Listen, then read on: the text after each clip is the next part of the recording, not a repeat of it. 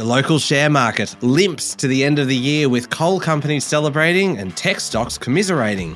Deliveroo, the failed food delivery company, loses $120 million in just 1 year, and the country's biggest wheat exporter announces a record profit. It's Monday, the 19th of December, 2022. Welcome to Fear and Greed, Australia's most popular business podcast. I'm Michael Thompson, and good morning, Sean Aylmer. Good morning, Michael. Finished your Christmas shopping? Not entirely, but I mean, that is what the week before Christmas is for, isn't Absolutely. it? I tell you what we did do over the weekend, though. We cracked into the Christmas ham. That's a bit early. No, well, I mean, the thing is, you eat it for about 3 weeks. So you may as well eat it the week leading into Christmas and then the 2 weeks after Christmas. And when you think about the fact that it is Boxing Day in 1 week from today, kind of like we're running out of time to eat it. And I've got about kind of 7 kilos of ham to get through. Yeah, that's the thing about Christmas ham. You can still eat it 4 weeks afterwards. Any other ham, you throw it away after 2 days. Not Christmas ham. You put it in a wet pillowcase and it just sits there forever and you just keep eating it.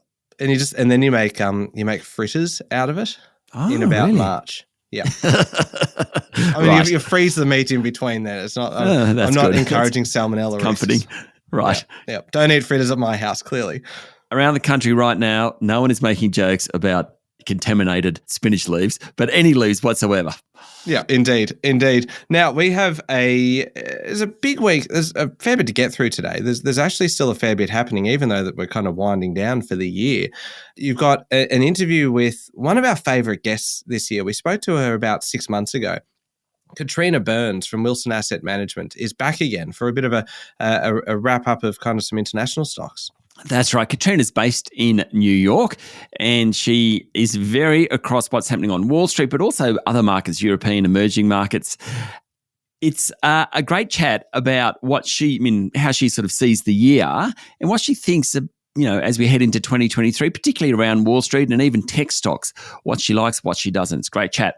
Yeah, and I love the fact that she picks out a couple of stocks and talks about exactly why she likes them and uses those to illustrate kind of what she looks for in kind of a good value investment. And it's a great one for investors and obviously certainly encourage anybody to get professional advice before making any investment decisions.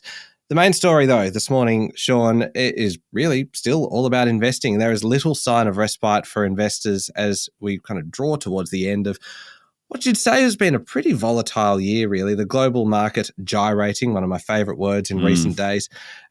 Overall, on the local market, a great year for coal miners, shocker for tech stocks. That's a pretty good summation in one sentence, Michael. Over the past year, the S&P ASX 200 is down 2%. Now, it rallied in the final few days of trading in 2021. So since December 31, it's down closer to 6%. But did you know on average, it rallies about 1.5% in the last couple of weeks of December. So if that happens again, really the S&P ASX 200 won't end the year much lower than where it started. Now, that's better than many other economies around the world. Wall Street, for example, is down closer to 15%, though London's FTSE is up a bit. Unfortunately, this year, the other main investment option in many super funds, bonds, have fallen as well. So nowhere to hide in 2022. It wasn't a great year all around. So let's get into a bit of detail here, Sean. Which of the top 200 companies have done the best this year? Well, the energy crisis, exacerbated by Russia's invasion of Ukraine, was one of the dominant themes throughout the past year, and coal, gas and oil prices are much higher today than they were 12 months ago. Of course, that's helped the share prices of the energy companies. Whitehaven Coal is the best performer of the top 200 over the past year, up 330%. Number 2, another coal company, New Hope Corporation. Number 3, Stanmore Resources. Yes, another coal company. They're both up close to 200%. Fourth best, Yancoal. Oh, God. I was like, don't make me guess. If you were going to make me guess, I was going to say, is it a coal company, Sean? Yes, it is Yancoal, up 150%. It really was the miners that did best all around, including lithium companies like Core Lithium and companies that service mines. Mineral Resources has had a really good year on the back of actually just supplying mining companies. Woodside, Origin Energy and AGL are all among the best performers, but there are a couple of others that have done much better than anyone expected. AMP is an example. Didn't we talk about them a lot in 2020 and 2021 and the demise of AMP? Well, its share price is up 50% in 2022. Yes, it's still got a long way to go to recoup the losses, but at least it's a start. Qantas also kind of fits into that category. It's up 30% this year, and so too the A2 Milk Company. Remember, basically it lost its Chinese market, and we spoke lots about that. Well, it's had a really good year. It's up more than 20%. All right. So what about the other side of the equation? I don't want to say the losers, but the losers effectively. Yeah. Well, there were a few of those in the top 200. Leading that list is fund manager Magellan Financial Group, which lost mandates and management this year. Its share price is down nearly 70%. Online property group Domain, it's kind of had a shocker as well, down 50%. Now, its fortunes, in part, are tied to the housing market and the number of listings it has. Of course, as the housing market has come off, that's hit Domain and its major competitor, REA.com.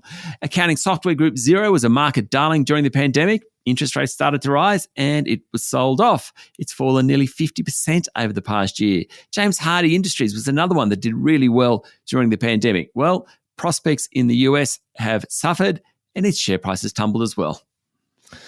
Sean, it feels like the right time of year to kind of look ahead to 2023. Any thoughts on next year? More volatility, perhaps? Speak to a professional advisor if you're going to invest, perhaps. That's what I'd say. Look, it really does come down to earnings, how hard rising interest rates has hit consumers, which will hit company earnings. And that's what I think most of the market analysts are looking for over the next 3 to 6 months. Not many people out there saying it's going to be a boom year for equities, though. So I think just keep that in the back of your mind. And as always, speak to a professional advisor. Oh, good stuff. Great wrap up of the last year and looking ahead to next year. What about local markets? How do they finish up on Friday? The S&P ASX 200 finished the day down 0.8% to 7,149 points, which was a remarkably good outcome given the sell-off in global markets. Locally, it was rising iron ore prices, which hit a new 6-month high that supported the bourse, as did the energy and industrials sectors. But utilities were sold off, along with technology and healthcare stocks. Of course, they're the ones that are interest rate sensitive. Among the large caps, CSL was down 2%, while National Australia Bank, ANZ, Macquarie Group and Goodman all fell by more than 1%. Rio Tinto was up 1.3%. Woolies, Coles and Woodside Energy all ended in the black as well. And international markets? Well, Wall Street really is limping to the end of the year, Michael. In essence, concerns about higher interest rates triggering a recession in the world's largest economy is dominating sentiment.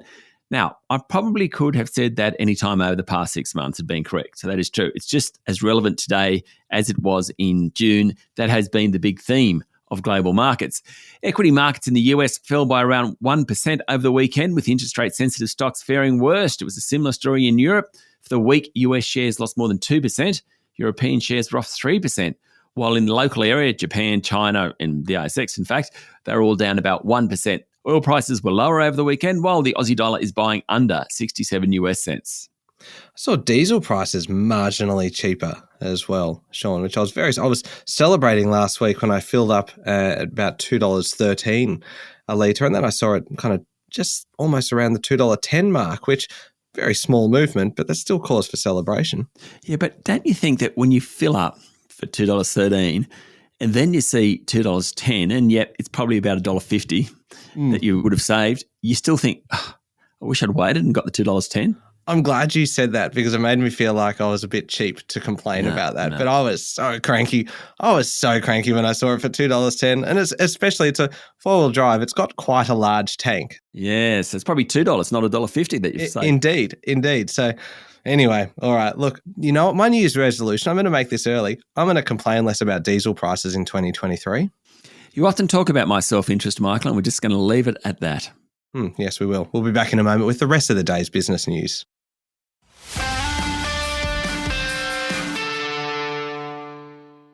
Sean, 8 large-scale batteries to store renewable energy will be built around Australia to support the grid and help keep energy prices down. Yes, that's the goal. The government-owned Australian Renewable Energy Agency will provide about $180 million in funding to the projects. Energy Minister Chris Bowen on Saturday said it's estimated that the batteries will lead to a 10-fold increase in storage capacity. That will help revitalise the energy market. Of course, one of the big issues, it's not just the price of gas and coal, it's all about storage and the need for better batteries. We need lots more of them and we need them to be more efficient, and that's what the government is trying to encourage. Interesting side effect of the pandemic, Sean. Who said COVID was bad for business? Figures from the Bureau of Statistics show that the number of new businesses surged last financial year. Yes, and these are net numbers, so it counts the number of businesses that started up and also those that left. And it really was an incredible year, the last financial year. Administrative and support services was the top of the list of new companies, but there's also plenty of newbies in education and training, healthcare, arts and recreation. Victorians were more likely to start a new business, while Tasmanians and Canberrans were also relatively entrepreneurial. There you go. Maybe it's just that people found themselves at home and started thinking about doing something for themselves, hence started new businesses. And just while we're on the subject of COVID, cases in New South Wales and in Victoria seem to have peaked, but not so in Queensland and South Australia.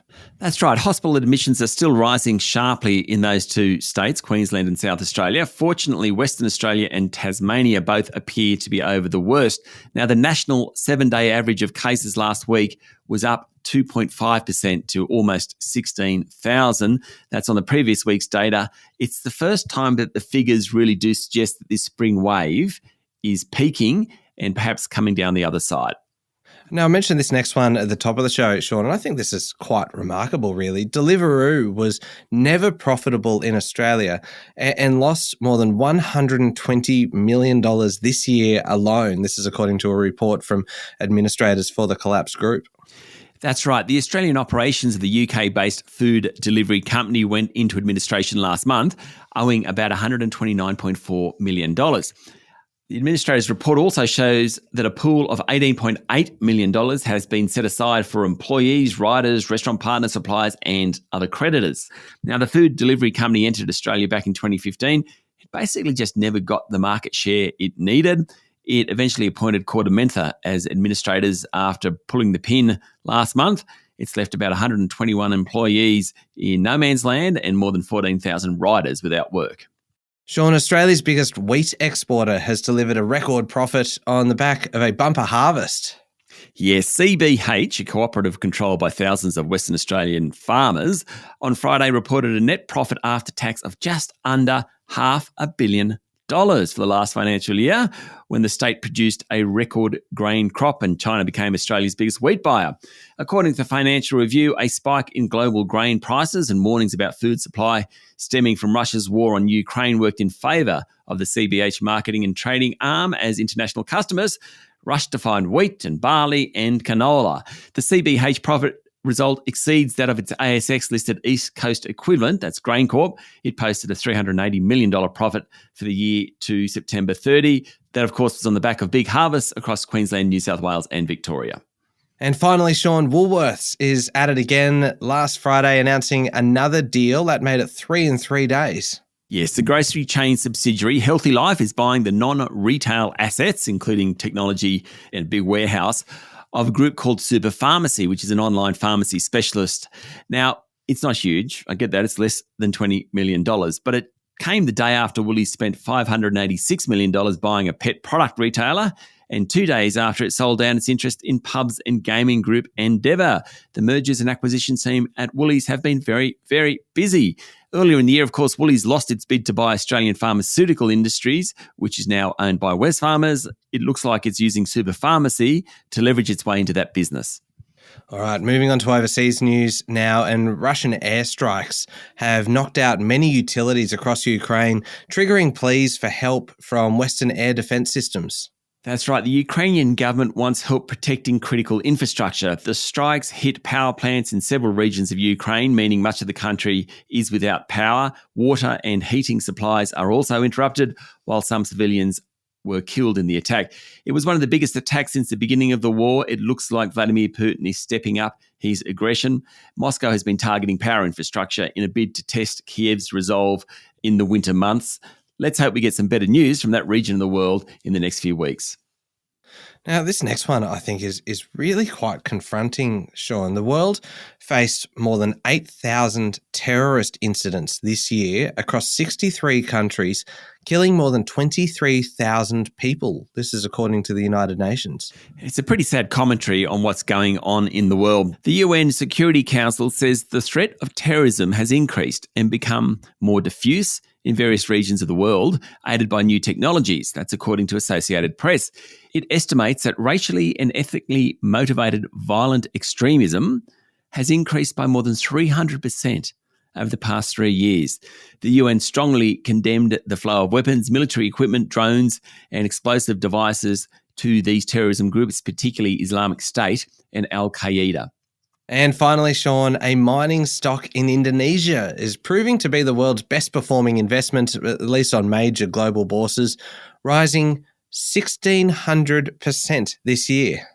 Guess which sector it's from. If you don't get this right, you don't get a job next year.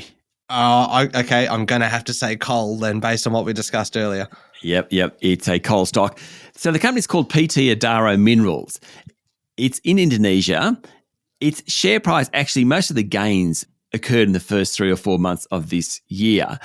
And it's really smashing other listed companies in the 2,803 member Bloomberg World Index. Now, it's delivered more than double the returns of the runner-up, which is actually Turkish Airlines. According to Bloomberg, while the stock's fortune has been closely tied to global coal prices, why analysts like it so much, why it's done so much better than everyone else, is because of its strategy to use all its windfall profits to diversify into aluminium and battery making for electric vehicles. It's using all that cash it's spitting out to get into renewables. Analysts love it. Hence, its share price is up 1,600% this year. That's a fascinating story. All right, up next is the Fear and Greed Daily interview with Katrina Burns from Wilson Asset Management. Yes, all about global stocks, particularly Wall Street. And she just mentions a couple of stocks too that might be worth having a look at.